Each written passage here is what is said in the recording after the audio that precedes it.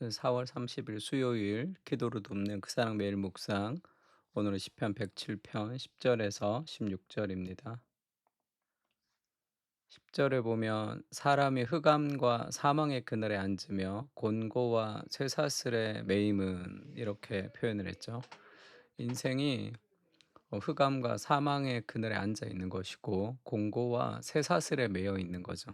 그러니까 죄의 쇠사슬에 매여서 죄의 종로로 탈 수밖에 없는 인간의 상태를 지금 표현하고 있습니다. 그래서 오늘 곤고와 쇠사슬의 매임은이라는 제목으로 말씀을 좀 나누려고 합니다.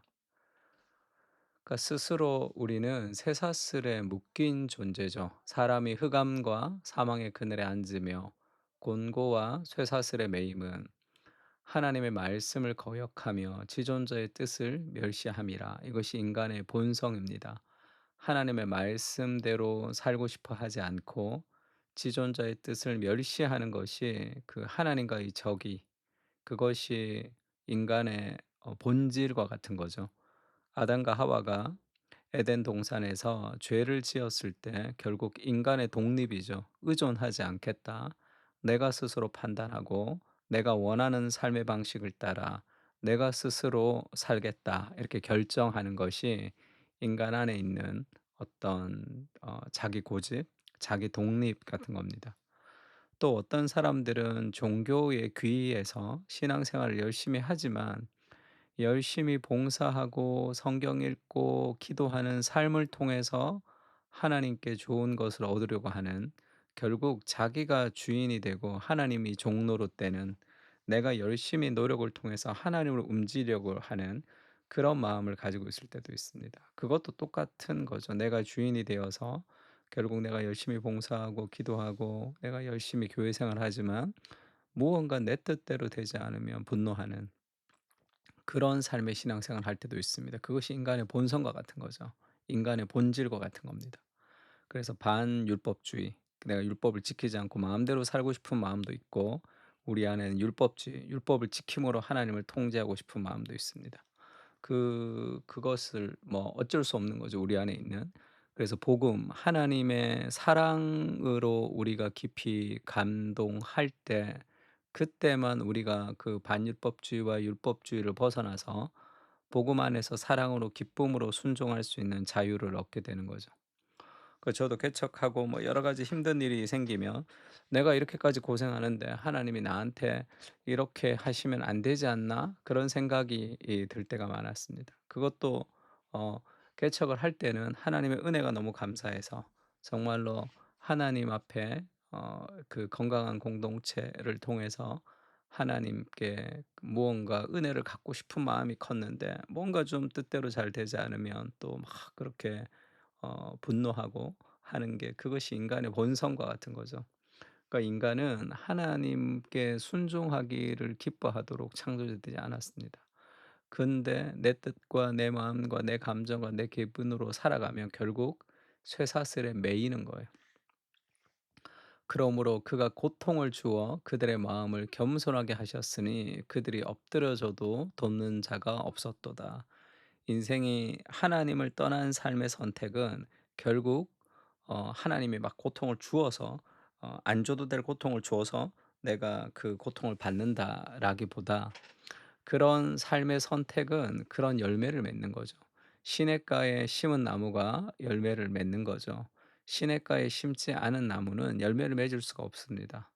그러니까 그 삶의 당연한 결과로서의 고통, 그 고통이 결국 하나님을 의지하도록 우리를 인도하는 그런 초등학교 선생님처럼 우리를 인도해 가는 거죠.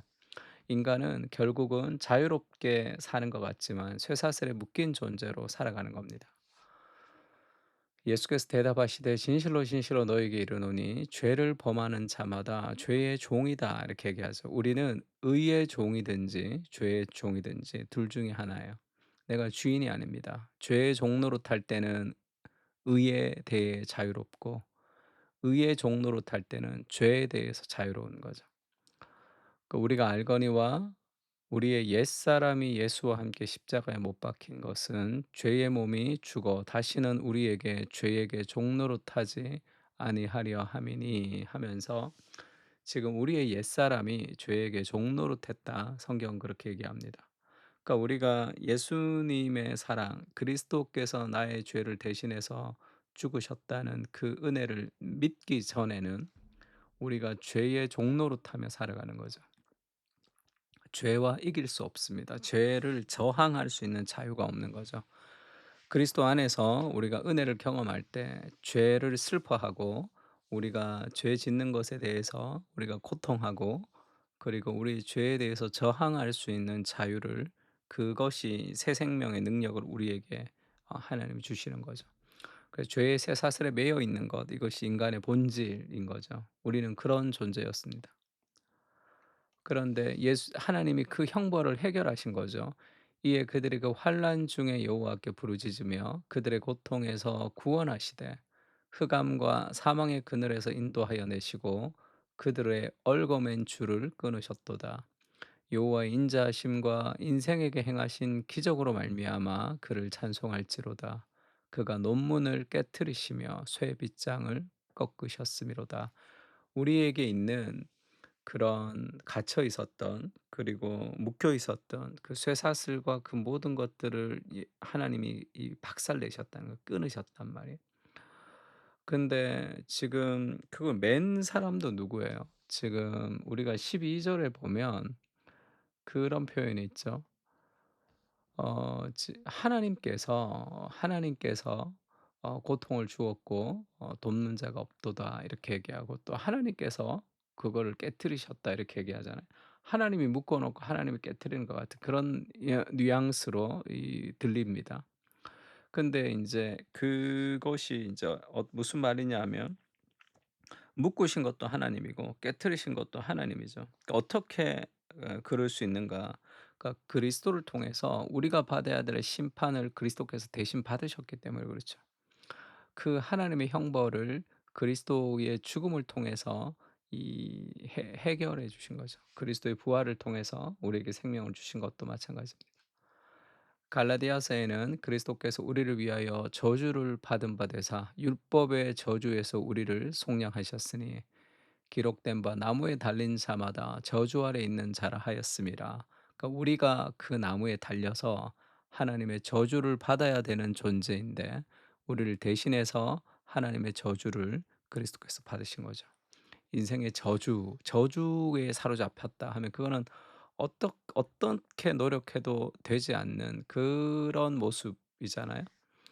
제가 예전에 이 전라도 장흥이라는 지역에 20대 초반에 복음을 전하러 전도학교 같이 해서 여름 수련회를 그곳에 가서 복음을 전한 적이 있습니다. 그 많은 어르신들을 만났는데 정말 여름에 더웠어요. 근데 거기서 이제 복음을 전하려고 하니까 그 잘 듣질 않아 교회에서 나왔다 그러면. 그래서 그때 제가 예수님을 믿으면 할머니 예수님을 믿으면 인생의 모든 저주로부터 해방될 수 있다. 이제 그렇게 말씀을 좀 드렸는데 그 농촌이었고 시골이어서 상황화가 그때 그 당시에는 좀 잘 됐던 것 같아요. 그게 뭐 벌써 한 25 년도 더 된 일이지만 그러니까 '저주에 묶여 있다.'라는 생각 그 미신적인 생각도 우리가 좀 많이 하죠. 그러니까 뭔가 우리 가정에 흐르는 저주가 있고 내 인생에 흐르는 저주가 있고 그렇게 '내 힘으로 풀 수 없는 어떤 무엇이 있다.'라는 그런 것을 좀 느꼈던 것 같아요 사람들은. 늘 느끼고 살아가는 것 같습니다. 그리스도께서 인생의 모든 저주를 다 받으셨습니다. 그래서 우리는 더 이상의 인생의 여러 가지 고통과 어려움 속에서도 그것이 무언가 내 인생을 망가뜨릴 것 같은 그런 두려움으로부터 우리를 자유하게 하는 거죠. 이 예수를 하나님이 그의 피로써 믿음으로 말미암은 화목 제물로 세우셨으니 이는 하나님께서 길이 참으시는 중에 전에 지은 죄를 간과하심으로 자기의 의로우심을 나타내려 하심이니 하나님께서 그것을 통해서 의로움을 나타내셨죠. 우리도 의롭게 하시고 이사야서 53장 6절에는 그런 말씀이 있습니다. 우리는 다 양 같아서 그릇 행하여 각기 제 길로 갔거늘 여호와께서는 우리 모두의 죄악을 그에게 담당시키셨도다. 예수님께서 우리의 모든 죄의 쇠사슬과 그런 죄의 저주를 다 가지고 가셨죠. 그래서 우리가 그리스도 안에서 해방된 존재로 공고와 쇠사슬에서 우리가 탈출된 속량, 죄의 노예로부터 우리가 해방된 존재로 살아갈 수 있습니다. 죄악의 쇠사슬에 매였습니다. 스스로 헤쳐나올 수 없는 절망 속에서 새로운 빛을 비춰주신 그리스도의 사랑을 기억하게 하시고 극적인 용서를 기억하고 은혜로 얻은 구원의 기쁨과 감격으로 살아가게 하시고 기쁨으로 순종하는 삶을 살게 하옵소서.